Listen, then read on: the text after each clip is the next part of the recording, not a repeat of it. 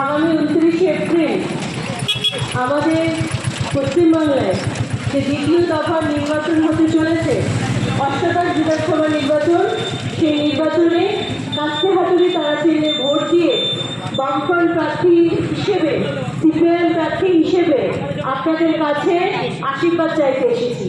আসলে আপনার একটা ভোট ঠিক করবে আগামী দিনে রাজ্যের ভবিষ্যৎ কী হবে।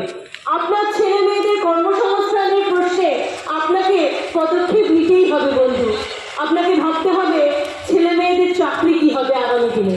আপনাকে ভাবতে হবে 8,000-এর বেশি স্কুল এ রাজ্যে বন্ধ হয়ে যাচ্ছে, তাহলে সেই সরকারি স্কুলগুলো খুলবে কি খুলবে না সেটা সিদ্ধান্ত হবে আপনার একটা ভোটের ওপর।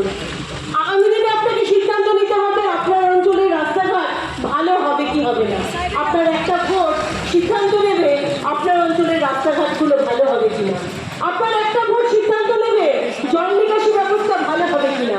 আপনার একটা ভোট মহিলাদের নিরাপত্তার প্রশ্নে একটা সুনির্দিষ্ট পদক্ষেপ হিসেবে আপনাকে সিদ্ধান্ত নিতে সাহায্য করবে।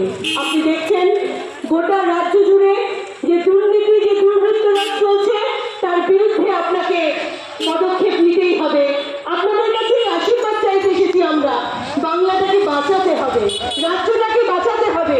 আগামী দিন খুব অন্ধকারের দিকে যাচ্ছি, আর যারা এই বাংলার যা সংস্কৃতি, যা মূল্যবোধ তাকে ধ্বংস করে দিচ্ছে, তার বিরুদ্ধে রুখে দাঁড়াতে হবে। আপনারা নাজিরাবাদের ঘটনা জানেন। এই এমএলএর আমলে যেভাবে ওয়ালমোমো কারখানাতে শ্রমিকরা পুড়ে মারা গেলেন, এর দায়িত্ব কার, এর দায়ভার কার? এরকম অসংখ্য ঘটনা গোটা রাজ্য জুড়ে ঘটছে। মানুষের জীবনের কোনো মূল্য নেই, তাই এই তৃণমূলকে সরাতেই হবে। আর এর বিরুদ্ধে বিজেপি তারা নিজেদের বলার চেষ্টা করছে তারা নাকি তৃণমূল দাঁড়াতে পারবে। আরে পারলে এতগুলো নির্বাচন গেল, এখনো পর্যন্ত বিজেপি কি দেখেছেন? তার মনোভাব দেখেছেন? তৃণমূলকে দাঁড়াতে চাইছে। আসলে এদের নীতি এক। এরা যে নীতি নিয়ে চলছে বিজেপি আর তৃণমূল, আমরা তার বিকল্প নীতির কথা বলছি। আসলে বিজেপি যেভাবে তৃণমূলকে এরাকে রেখে দিতে চাইছে আপনাদের বুঝতে হবে। সোনারপুর উত্তর বিধানসভা অঞ্চলের মানুষ, আপনারা সচেতন মানুষ, আপনারা দেখছেন সিলিন্ডার নিয়ে কিভাবে হাহাকার চলছে। এটা মোদির দুর্বল বিদেশ নীতির ফল। যদি মোদি সঠিক নীতি নিয়ে চলতো তাহলে সিলিন্ডার নিয়ে হাহাকার আজকে আমার রাজ্যে, আমার দেশে হতো না।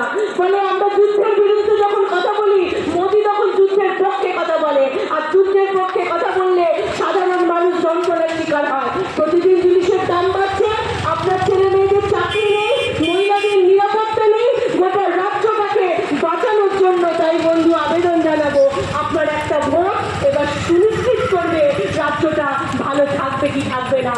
আমরা বিকল্প নীতির কথা বলি, বামপন্থীরা বিকল্প নীতির কথা বলে।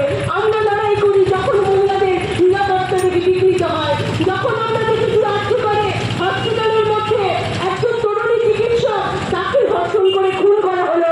আমরা কোনো রাজনীতি দেখতে যাইনি বন্ধু, আমরা ভাবতে চাইনি তার পরিবার কোন রাজনীতি করে, আমরা ভাবতে চাইনি মেয়েকে কোন রাজনীতি করে।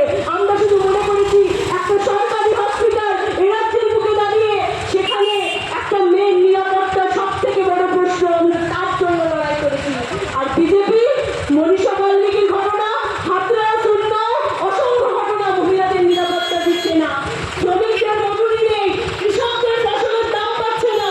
তাই আপনাদের কাছে অনুরোধ করবো বন্ধু, বাংলাকে বাঁচানোর লড়াই কোনো ভুল নয়, কোনো ভুল নয়, আর কোনো ভুল করবেন না।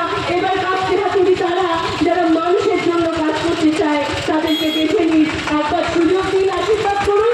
যদি না পারি আপনাদের হাতেই হচ্ছে রয়েছে, আপনারা জনগণ, আপনারা ঠিক করবেন। 5 বছর পর পাল্টে দেবেন, কিন্তু এই 5 বছর আপনারা কাজ করার সুযোগ দিন। আপনাদের জন্য কাজ করতে চায়, এই কথা